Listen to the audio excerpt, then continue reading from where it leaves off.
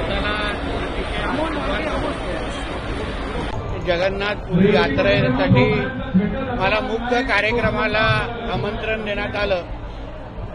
मुख्य आरतीमध्ये सहभागी होण्याची पण संधी मला इस्कॉनच्या मान्यवरांनी आणि परिवाराच्या आमच्या मान्यवरांनी दिली आणि त्याचमुळे एक वेगळा अनुभव जो काही महिन्या अगोदरच ओडिशाला गेलो होतो आणि जगन्नाथपुरीचं दर्शन घेतलं होतं. आज आपल्या पुण्यामध्ये महाराष्ट्रामध्ये अशाच पद्धतीची भव्य यात्रा निघते आणि त्याच्यामध्ये सामील होण्याची मला संधी भेटते. त्यासाठी मी खरंच मनापासून इस्कॉनचे आभार मानतो आणि स्वतःला नशिबान समजतो. साहेब, त्याचवेळी भरत गोगोले असं मध्ये जाऊन गीता वाटावी किंवा शेवटी आपल्या भगवद्गीतामध्ये जी ताकद आहे, आपल्या भगवद्गीतामध्ये कधीच कोणाचा द्वेष करण्याची शिकवत नाही. कोणाचा धर्मांतर करून स्वतःचा धर्म वाढवा असं आपल्या गीतामध्ये लिहिलेलं नाहीये. आणि म्हणूनच मी सांगितलं की आपल्या गीताचा प्रचार प्रसार हा सगळीकडेच झाला पाहिजे. मग मोहल्ल्यांमध्ये पण झाला तर त्यांच्या विचारांमध्ये पण परिवर्तन होईल आणि आपला हिंदू राष्ट्र अजून भक्कम होईल. भरत गोगोले असं म्हणालेले आहेत की राणेजी एवढं झालेलं आहे, म्हणजे एक वादग्रस्त वक्तव्य ते तुमच्याबद्दल करतायत. असं आहे मी ते एक तर भाषण ऐकलेलं नाही. एक दुसरं, आदरणीय राणेसाहेब हे महाराष्ट्राचे मुख्यमंत्री राहिलेले आहेत. असा कुठलाही पोलीस रेकॉर्ड त्यांच्या मर्डर केसचा नाही, कुठलाच पोलीस रेकॉर्ड नाही. कदाचित गोगावलेजींना पूर्ण माहिती नसेल. आज संध्याकाळी चहा पाण्याच्या निमित्ताने माझ्या खांद्याला खांद्याला उभे असतील तर थोडी चहा त्यांना माझ्या वतीने देतो आणि त्यांच्या ज्ञानात थोडा भर टाकतो. पण ते असं बोलतात म्हणजे थेट म्हणजे राणे साहेबांबद्दल एक अशा आहे, लक्षात घ्या. त्यांचं म्हणणं आहे की त्यांचं असं म्हणणं आहे की तिथले नेते जे आहेत इतर त्यांना ते जमलं नाही, ते राणे साहेबांना जमलं. शेवटी राणे साहेबांनी शिवसेना वाढवली. राणे साहेब शिवसेनेच्या प्रत्येक शिवसैनिकांच्या बरोबर राहिले म्हणून तर बाळासाहेबांनी त्यांना महाराष्ट्राचं मुख्यमंत्रीपद दिलं. आणि गोगावलेजी आणि सगळे त्यांचे जुने सहकारी आहेत. तळागाळातून शिवसैनिक म्हणून काम करत असताना सगळेजण एकत्र त्यांनी काम केलं. पण कदाचित त्यांना पूर्ण माहिती नसेल. काल आमच्या सिंधुदुर्गात आले होते अशी मला माहिती आहे. आज भेटल्यानंतर मी त्यांच्या थोडा ज्ञानाची भर टाकीन जेणेकरून त्यांना कळेल की ते जे बोलत होते ते चुकीचं आहे.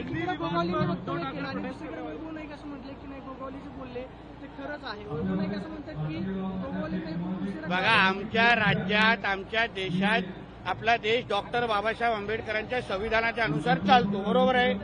संविधानानुसार अशी कुठलीही मर्डर केस सन्मान्य राणे साहेबांवर नाही. हे राजकीय आरोप प्रत्यारोप आहेत, ते करत राहू शकतात, काही हरकत नाही. साहेब, हिंदीसाठी म्हणजे हिंदी भाषेसाठी मुंबईत आता ठाकरे मोर्चा काढतायत. मग हिंदी सक्ती जावेद अख्तरला नाही का? जावेद अख्तर देशाबद्दल कधी कधी चांगलं बोलून जातात, पण त्यांच्या थोबाडातून कधी मराठी असं आम्ही ऐकलं नाही. आपल्या राज्यात काय हिंदी सक्ती नाहीच, पण जावेद अख्तरांच्या थोबाडातून कधी मराठी ऐकलेली नाही. आमिर खानाच्या थोबाडातून कधी मराठी ऐकलेली नाही. ते सगळं सोडा. राहुल गांधीच्या थोबाडातून कधीतरी चुकून मराठी ऐकून दे. त्यांना पहिल्या तोंडातून मराठी या लोकांना काढून दे, मग आम्ही समजू शकतो ना का मराठीवर किती प्रेम. आणि हा मोर्चा मुंबईच्या मुख्य रस्त्याकडून काढण्यापेक्षा ना थोडा मोहम्मद अली रोड, बहिरामपाडा थोडा तिथे काढलं पाहिजे. कारण ते सतत हिंदी बोलत असतात. उद्याची अजान जेव्हा मराठीमध्ये होईल ना तेव्हा मराठी भाषेचा मान आहे असं मी समजू. म्हणून उगाच अन्य लोकांना तर हिंदूंमध्ये फूट पाडण्यापेक्षा जे मराठी कधी बोलतच नाही मुंबई महाराष्ट्रामध्ये राहून मोहम्मद अली, बहिरामपाडा ह्या लोकांना जरा मराठी शिकवा ना. उद्याच्या अजान मुल्ले मौलवींनी बोलून द्या मराठी, मग बघतो मराठी किती आहे तेव्हा. आणि आमच्या महाराष्ट्रामध्ये हिंदी सक्ती नाहीच. ते त्यांच्या घरातला प्रश्न आहे. महाराष्ट्राच्या जनतेने निवडलेला आहे कोण त्यांचं आहे कोण नाही आहे. संजय राजाराम राऊत हा पगारी माणूस आहे. दर महिन्याला पगार घेतो सामन्यातून, म्हणून तो ठाकरेंना चाटणारच ना. नवीन काय त्याच्यामध्ये? तो नाही बोलला ठाकरेंच्या बाजूने, उद्या दिवाळीचा बोनस पण भेटणार नाही बिचारायला. तर त्याचवेळी आज अजित पवार सुद्धा असं म्हणलेत की सक्ती नको. साहेब अजितदादांशी बोलतील. काय काय आमच्या महाराष्ट्रामध्ये हिंदी सक्ती नाहीच आहे ना. किती ओरडून सांगितलं पाहिजे? आता काय छातीवर गजनीसारखं लिहून फिरू की काय? नाहीये नाहीये नाहीये. अरे नाही तर नाहीये ना. मराठीची सक्ती आहे. तिसरी भाषा तुम्ही संस्कृत घ्या. चला तुम्हाला हिंदी आवडत नाही ना, संस्कृत घ्या.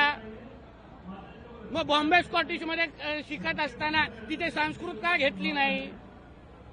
मग तेव्हा कशाला तुम्हाला स्पॅनिश आणि फ्रेंच पाहिजे होतं?